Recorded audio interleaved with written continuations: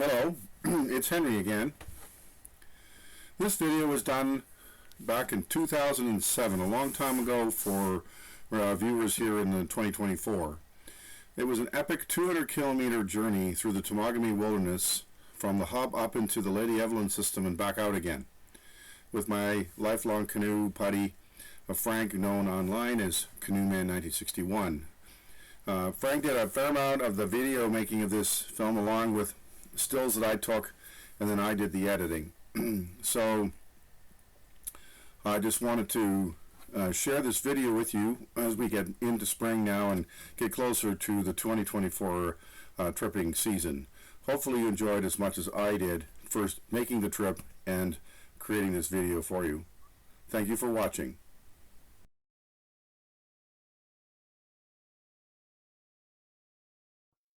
Hello. Please join me and a friend as we spend a week exploring the Temagami wilderness on an epic 200-kilometer canoe journey.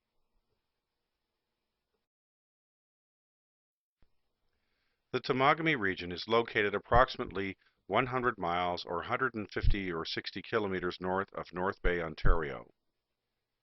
It is one of the prime canoeing destinations in Ontario. It has many dozens of clear water lakes and interesting features to study as one passes through the region. The effects of glaciation are in many ways more obvious in Temagami than they are in Algonquin Park. Our trip began at the hub in the center part of Lake Temagami, and we went north into the Lady Evelyn system, and from there we did day trips and then of course our paddle back. And this trip was divided into a number of sections given the distances involved. The first 2 days were simply getting to our base camp. We left the Temagami hub, and this was in the afternoon, and paddled 21 kilometers to the base of Devil Mountain, where we had a chance to climb the height there and have a look at the scenery. The second day allowed us to travel from Devil Mountain all the way to Sucker Gut Lake, and due to the rain that we experienced that day, we decided to paddle up Lady Evelyn over the top and back down the side, adding approximately 10 or so kilometers to the paddle, allowing for quite a long day. After we had our base camp established, we did our two basic outings, the first one being to Maple Mountain, a 1,000-foot high summit northwest of our campsite. The following day, the remarkable Lady Evelyn River Loop, which we came up the north channel and came down the south channel and back around the loop to our campsite. We then took a day of rest to swim and sleep and otherwise recover from very busy days. And then we began our paddle back out again from Sucker Gut Lake down through Diamond into Lake Obabika, and finally from Obabika Lake through the Temagami River or lake system right back to the hub. Day 1 was our paddle from the Temagami hub to Devil Mountain. It was 21 kilometers long and took approximately 4 hours. The lake was quite choppy that day and made for a very careful paddle due to the stability issues with the longer canoe. But we adapted very well and made good time. We got to Devil Mountain approximately 1 hour before sunset and made camp. We made a quick climb up the hill to have a view of the sunset as it touched the horizon. We then got a chance to go to bed fairly soon so that we could be ready for the big day to plan for tomorrow.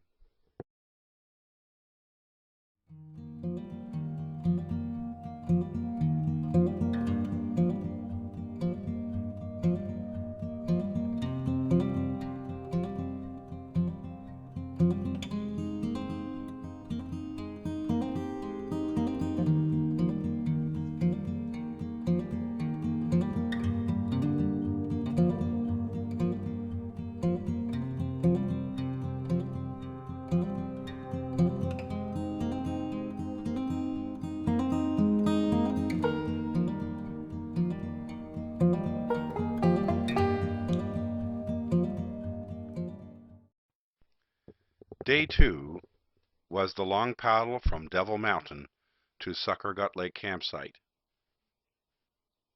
The air was hot and humid that morning, and inevitably, approximately around noon, the sky opened with thunderstorms and heavy rain. This delayed our passage in the early afternoon as we had to take shelter for fear of the lightning. We decided to go over the top into Suckergut Lake instead of taking the portage that is located at the bottom of Lady Evelyn Lake because of the danger of wet rocks carrying all of our gear. This made for a very long day, and we arrived at our campsite around 6 or 7 p.m. after trying about 3 other sites that were already occupied. As soon as we got camped and our tent was set up, we got another rainstorm, but as soon as this was done, it was clear that the sky was going to change and that we were in for some days of fine weather.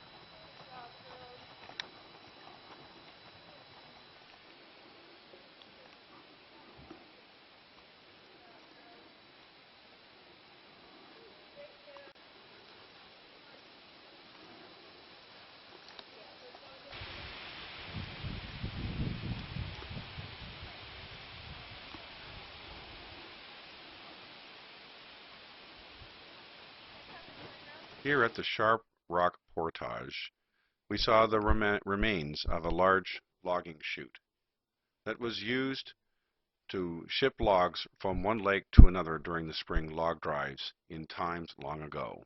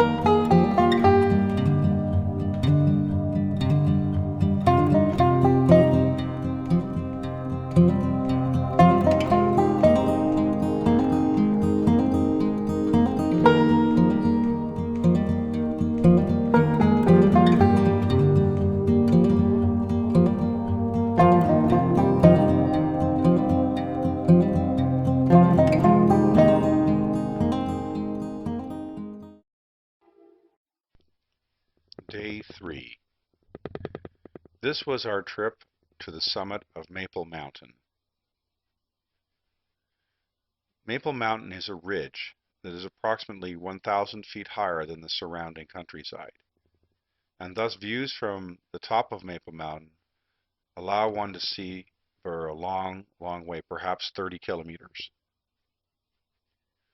Our trip to Maple Mountain began at our campsite, traversed north in Suckergut Lake, then to Hobart Lake, finally Tupper Lake, and the trailhead that led up to the top of the mountain.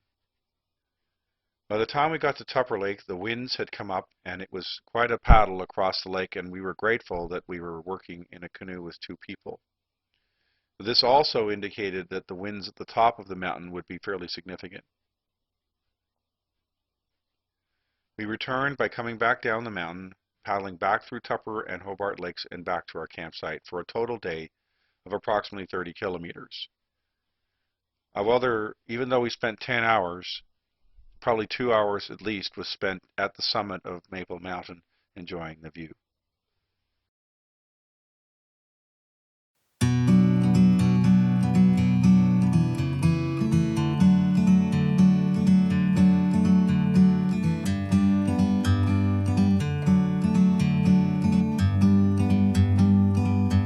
Like a bird on a tree, I'm just sitting here. I got time, it's clear to see.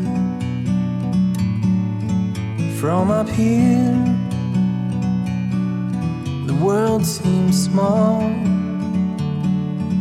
We can sit together. It's so beautiful, you and me. We meant to be in the great outdoors, forever free.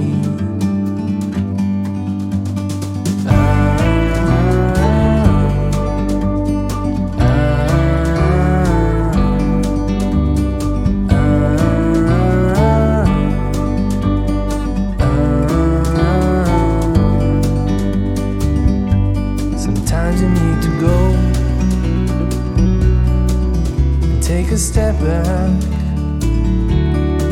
to see the truth around you. From a distance you can tell.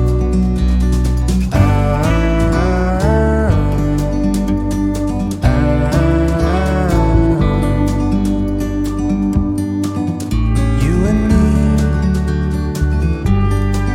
were meant to be in the great outdoors, forever free. You and me, meant to be in the great outdoors, forever free.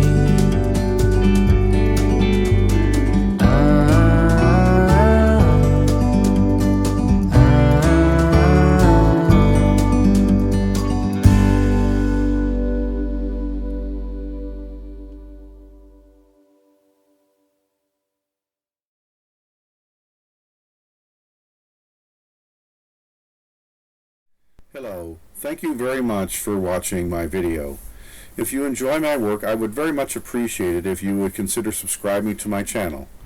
It's free and it would help me build my channel so I can continue to make these videos. Thank you very much. Day 4.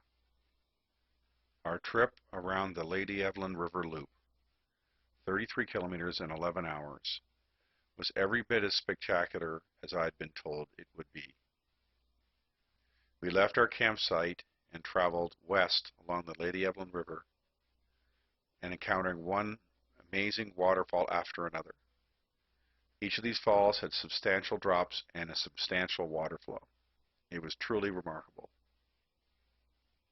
When we got to the fork in the river, we turned south and continued to follow the Lady Evelyn River, once again finding one set of falls after another, most spectacularly Bridalveil Falls, and finally Fatman's Falls with its remarkable portage. After Fatman's Falls, the river flattens out and we had a 12-kilometer paddle back to our campsite. A day that I will always remember in the wilderness.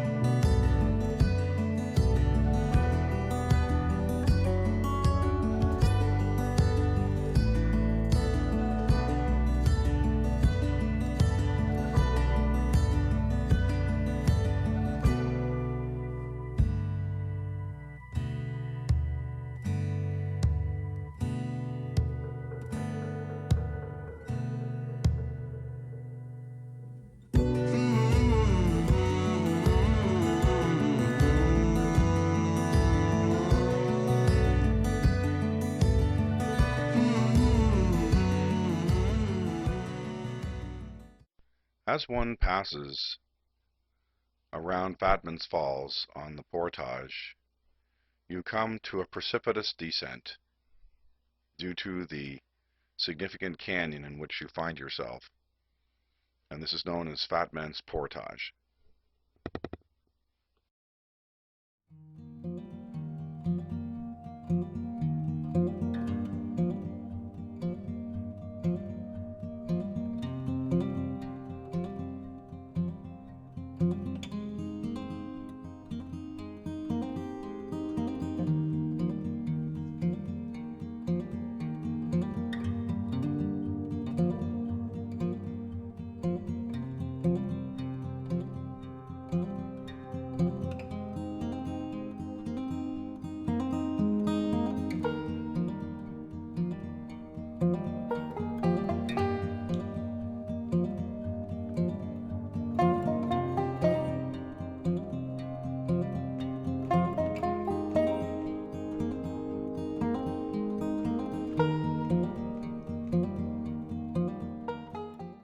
Day 6, Part 1. Suckergut Lake to Diamond Lake. We paddled south from our campsite to the first portage of 500 meters, through a small lake to another portage of 445 meters, which got us into the south end of Lady Evelyn Lake. These were the two portages we avoided on day 2 due to the rain and the danger of slipping on all the rocks that are evident on these portages. We then traversed south, crossing over the same portage into Diamond Lake, but then we headed west, passing an amazing boulder bar in Diamond Lake, finally to the west point to end Part 1.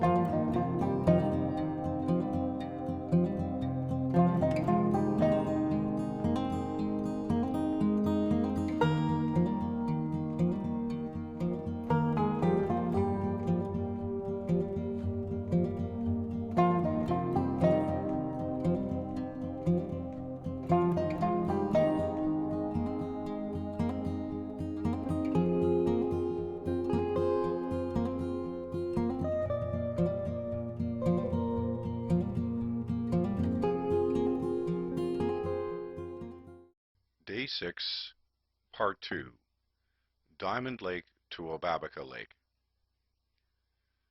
In the southwest part of Diamond Lake, there's a portage of 860 meters that follows the Obabika River, and this takes us into Wakamika Lake.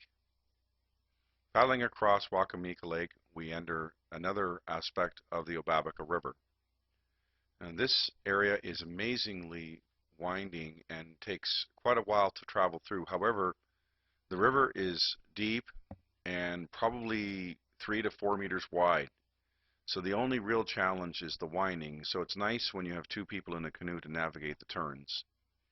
We came out onto the large Obabika Lake and found a campsite fairly directly. The lake itself was not very windy and was a beautiful expanse of northern wilderness.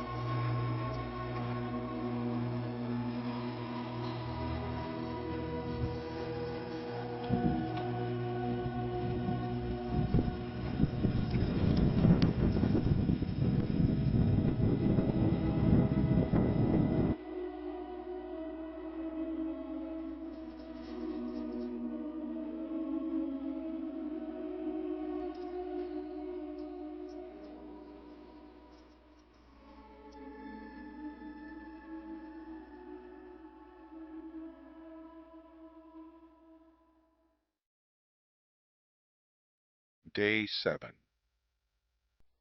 Initially, this expedition was going to be an 8-day trip.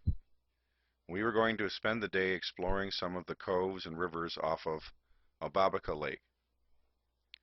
However, when we got up, it appeared as if there may be a cold front forming in the northwest.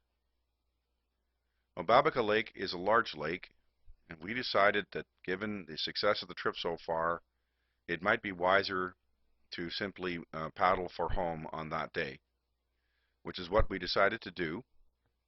We packed up our camp and paddled across Obabika Lake to the portage leading to Lake Temagami. And then we had a fairly extensive paddle through the Lake Temagami arms and bays back to the hub and our vehicle, ending an epic 202-kilometer journey through the Temagami wilderness.